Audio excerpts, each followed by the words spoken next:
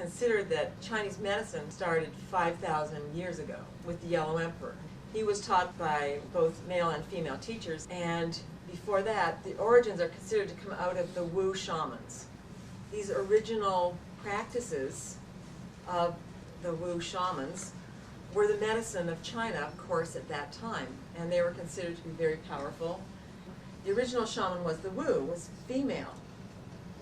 And then, at a certain point, the men came in, and they were called the Wu Yi, and they would dress as women to do their work. Because it was so understood that the women, this was what the women did, the women were the healers. The women were the ones who were in touch, with the higher forces, and they were the ones who could talk to the divine, or could talk to the animals, and could talk to nature. It was assumed that that was actually a woman's role. The culture set up and became more formal, became more regimented, and became hierarchical. The woman's role was sort of moved down, and she became lesser and lesser.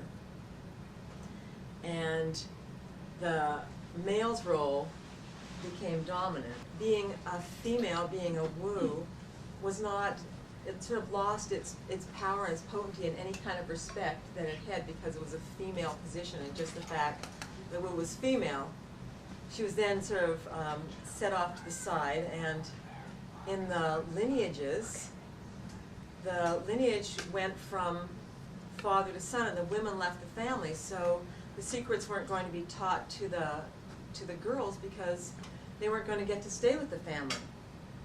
There was the male lineages, which we're all very familiar with, these big family lineages, but what about the female?